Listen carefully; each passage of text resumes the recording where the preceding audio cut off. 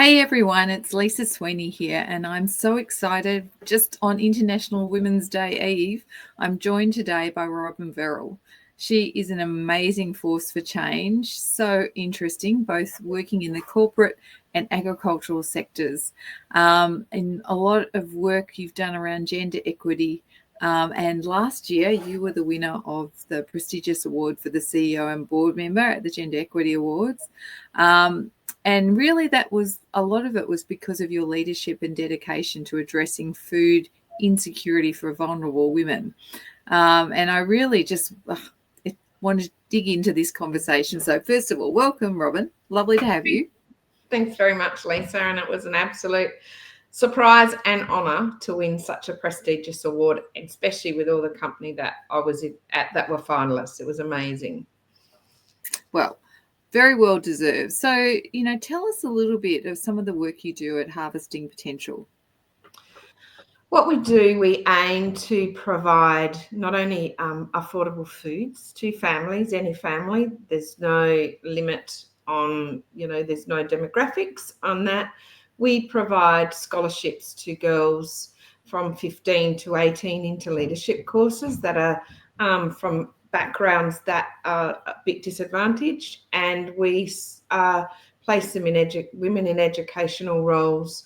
We support other charities that train women that have left DV societies behind the scenes so that they can get jobs. So our real goal is supporting women because, as you would know, we're never going to get pay parity if a woman turns up at work and hasn't eaten. She's not going to be worried about going and asking for a pay rise. She's going to be worried about getting that pay so she can feed herself. And in this country, it's really prevalent that that's one of the big issues. So Harvesting Potential, we're trying to fill a gap. We're not a whole solution, but we work with other charities to help fill that gap. Yeah, I think you're really, like this master network collaborator. You've shared with me a couple of the stories, but share with everybody else listening some of, the pivotal moments for you where you've made a real difference.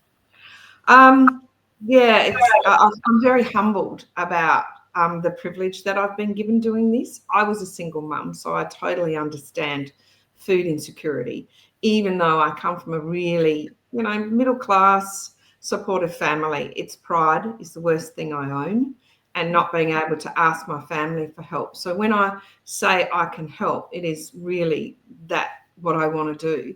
So I have been in homes where, especially in First Nations homes, where I've been told they don't let strangers in, and discovered a lady one Christmas who said to me, "What's this?" And I said, "Oh, well, this is your roast for dinner with your family, and I'll put the rest in your freezer." And she said, "Oh, I've never had spare food." And I had no idea what that meant till I opened the freezer and there was nothing in it, not even an ice cube tray. And for her, what I was giving her was spare food, whereas for you and me, it's like, "Oh, do I have to have chops again?" So, that's a real place of privilege. And we support a lot of families, and even this Christmas, of a family that I've been supporting now well over for 8 or 9 years. And she keeps being given her grandchildren to raise because, unfortunately, drugs or other circumstances, and she hasn't got a license. So she needed bikes, helmets, and desperate to have the children have transport so they can get to school. So I've got an amazing network of people that just said, "Sure, what else do you need?" So we got them, locks for their bikes, helmets. And then we worked with another charity to get them iPads so that the kids can all start back at school this year and have the technology they need to travel to study, because these grandchildren she'd been given had been living on country and weren't privy to that. So that's some of the things that I step into, and have an amazing network that says, "Yeah, okay, we can't do that, but we can, donate a voucher so she can get some, other things." So that's where we are. That's where I sit. Well, and not the least of which is, and how did the bikes get to her? On Christmas Eve. Christmas Eve, yes. My brother was visiting from Melbourne, so I got him to load them up onto my trailer, secure them. So I drove them 2 hours to her place, and she got the neighbours to look after the kids, and then we put the bikes over the fence into where the dogs' kennels were so that the kids wouldn't see the bikes till the next day. So, and she, it's very overwhelming because she was just so grateful and just never thought that there would be anybody to help solve a problem that, as privileged people, we just go and buy a bike, never alone. But I also found a charity that do that for a whole lot of retired people, fix all these bikes. So now in South Australia, I say to anybody, if you're going to throw a bike out, take it up there, because there'll be another family that will need that bike rather than chuck it on the dump heap. And they pull them all apart. So I was really, really lucky that someone said, oh, here you go. So we donated some of the money that was donated to us to them. And then I gave her some money so that she could get, because we had food and all of that, so she could buy something for herself, because she never asked for anything for herself. Yeah, which is wonderful. And I mean, Christmas is that time of the year when, gestures like this mean so much to so many people. Yes, and it was very overwhelming, the gratitude, which, I say to her, it's lovely to hear that, and I'll certainly pass that on to all the people that helped supported me get there and get what she needed. Yeah, fantastic. So I think you sort of touched briefly on why you do what you do, but do you want to add anything more to that? No, I just married late in life too. That was the other thing. And I married a farmer. Marry a farmer, they said, you'll love it, they said. And I ended up having to completely change careers, wanting to, and ended up on a farm where if your animals aren't marketable, it's like, people don't want to buy an apple that's not the right shape. People don't want to buy animals that are not the right age or the not right weight. And when I stepped into there, and they're like, oh, I have to have an income for myself. So I created a business, and then realised that dealing with supermarkets, if we gave them a kilo over the weight they wanted, they would take money from us, but they would add that kilo to the purchaser. So they would double their money. So I then started delivering into homes around South Australia, met a First Nations woman, and then we started moving into the Northern Territory, where she sent me a photo once, and it's sort of pinned on my board in my office at the farm, of $70 for 500 grams of mincemeat. And, and that's just horrific. How does anybody afford that? Never alone First Nations people, where one of their biggest problems is unemployment. So, when they buy what we call junk food, which is actually good quality food in this country from all the fast food outlets, people say, why are they feeding? Well, I did an experiment to a government department once where I took in 500 grams of mincemeat and $70 worth of burgers from a burger chain and all the rest of it, and said, this is the comparison. Like, that $70 doesn't even buy you the pasta to put with that. So, and I had the photos and everything done with that. I don't shock people as much with that anymore, but that was just, and for me, that was just like how I can solve that, because some of the animals that, if they, especially with bulls, if they're not servicing a cow, they can get things like broken penises and things like that. So they're shot because they're useless. So I said, well, why can't I take them, just from my husband, and turn them into sausages and minced meat and burgers? And he said, do what you like. So that's how that started. So, and then, other farmers say to me, oh, yeah, well, we could do that. So that's how the business for all the donated meat operates. So, yeah, it's a process. And it just started because it was also because I could get off the farm as well and go like, bye, see you in a couple of days and come back. So it grew from there. And then when we were out on country, I needed a cool room.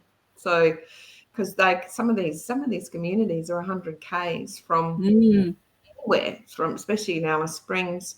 So somebody said to me, why don't you apply for the AgriFutures Rural Women's Award? And I said, why? And they said, oh, you'll get $15,000. I said, right, I'm in. So I was fortunate enough that year to win it, and really fortunate enough to win it. And we got a cool room out on country within 3 months. So, and its first 2 weeks there, unfortunately, the young mum and the 6-week-old baby had been murdered by their partner. And what their sorry business is, they go out on country to try and, do, and I don't understand it, so I'm not going to speak to that. I just know they call it sorry business. So they try not to go into the towns to break their bonds and family unity. So we got the cool room filled with food, and I got another company to put a generator on it, another company that would put fuel in it, so that for 6 weeks that they didn't have to leave their business, which for them they said was life-changing. So we don't charge any rent or anything for that. We just do what we need to do. So that's sort of a long answer to your question, I think, Lisa. But so interesting. So after you obviously won that award, you didn't stop there. You got nominated for globally for Women Changing the World Award, and you ended up going to London. So tell us a bit about that journey. Yeah, well, that was a couple of years later. I've managed to keep going, and my main priority is to get affordable foods to people. So I got sent this email, Women Changing the World Awards, and I'm like, what's all this about? Like, because I find awards are great, and they're absolutely necessary to put a highlight on your picture of what you want to do and bring more people in. And I thought, okay, woman in ag and farming, and I'll do that, and did the application. And then they said, you've been selected as a finalist. And I'm like, oh, do I go? And I said, yeah, do I go? So my husband and I decided that yes, and it literally, I flew for 2 days, was there for 4 days, and flew home for 2 days.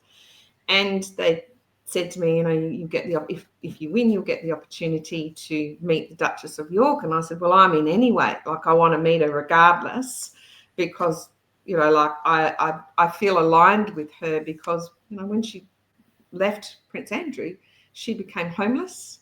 She had no money, and she had to, and I found this out later, every Christmas, from the day they got divorced till when the Queen died, she wasn't allowed to see her daughters. So they were very young, because that's the royal thing to do. So I felt really aligned with that, in the fact that, and as she says quite openly, she did a whole lot of things wrong, and haven't we all? But we don't have cameras, and we're that age group that thankfully we never had mobile phones with cameras. So what we got away with, but she had paparazzi. So I got the opportunity to meet her because I won the Silver Women Changing the World Awards for Women in Ag. And I did a 7-minute keynote on why I do what I do, and how it affects. And at that stage, and it was only 5 slides, so 1 billion. And you're going, what's that mean? Right now, today, 1 billion people have been without food for 24 hours. If you're a woman, you're in 84% of those. In 84% of those, 92% of those are single mothers. So, and the rest are women over the age of 50. So, with only about 4 or 5% being men. So those were the figures that I quoted and said, I can't change that. But what we can do is talk about community. If you know a single mum, if you've got kids or grandkids at school that come home and say, somebody had some of my lunch, well, they're not getting lunch. And so that's the sort of speech I gave. And at the end of it, they sort of said, she'd really like to meet you. And I'm there like, yes, yes. Because I really like her. She's my generation, and whatever you think of the royals, it's just the way it is. So I got to meet her, and we got chatting, and I took some gifts for her from some of the women that I've supported to get them into their business. And she said, oh, well, I can't take photos with that. I said, no, that's fine. I just want you to have them. So we were chatting, because you get 5 minutes with her, and she just said, I think that I need to talk with you. I think that this may well align with the Sarah Ferguson Trust. So I said, well, I'll be there, whatever you want. So she then came to Perth, and I got a message to say that she would love to come and meet me in Perth, and me to meet her in Perth. So I flew over to Perth, and we, had dinner, chatted. I went around and did a book signing with her, as in seeing what she did. And then she said to her publicist, we're looking for a partner. Why don't you see if Robyn wants to be a partner with us? So we looked at the legalities of all of that, and the ink didn't dry. It's just like, yes. So that's where we sit. So I feel very privileged that's I can now tell the stories of somebody like you. Like you have spent your career highlighting people in the gender equity space, whereas a lot of people would have gone like, you're in a space that's too hard. So that's my goal this year, is to start highlighting stories like yours. Like everyone knows my story because I'm not so busy telling everybody. That's where we want to go. I want to put women on the global spotlight. We want to, and her words were, there's so many people's voices are whispers. We need to start shouting them. And I thought, yeah, we're sisters by a different mister. So, and she was meant to come for tomorrow for a luncheon that we're doing, but this was her first Christmas that the King turned around and said, let's not have any silly rules. If you want to see your daughters, have them. So she's so she didn't come. So we're planning another event for later in the year, so which I will obviously let everyone know. They'll be all more than welcome to come. So I feel very, very lucky that we clicked, and I seem to collect all these people because I sort of treat them as I would myself. Like, you know, that feeling of nervousness is in everybody when you meet somebody you consider to be, and I can say this now because, she's my friend. When you consider someone to be royal, they're intimidating, aren't they? There's the whole thought of it is intimidating, but she's so easy to talk to. It's just like, I know what it's like to be a single mum. I know what it's like to have to earn your own income. So that's how it started, and it's not ended yet, which is lovely for me, and hopefully for a whole lot of women and girls we're going to start supporting over the next 5 or 6 years, that however long we work together. I think it's exciting that harvesting your potentials now, amplifying itself on a big stage, and I think what you're going to do with the books and all the rest of it's so exciting, Robyn. So watch this space, folks. Robyn is an absolute trailblazer, and she has an amazing ability to, bring people together and to showcase. So no doubt will be, if you haven't seen Robyn, she is on the front cover of the Heels magazine. There's a couple of great articles in there talking about some of the work that she's done, and of course how to connect with her and reach out to her. So are there any other last tips you would give to other people who want to be trailblazers like you, Robyn? Find your passion and find somebody that's going to support it. You've got somebody like on the line right now, like Lisa, who would step in and say, yeah, let's work this, let's do this. And most women, as we are women, we all know what we need to do and how we can do it. And sometimes just asking is hard. But if you don't ask, do you know what? The answer is always a no.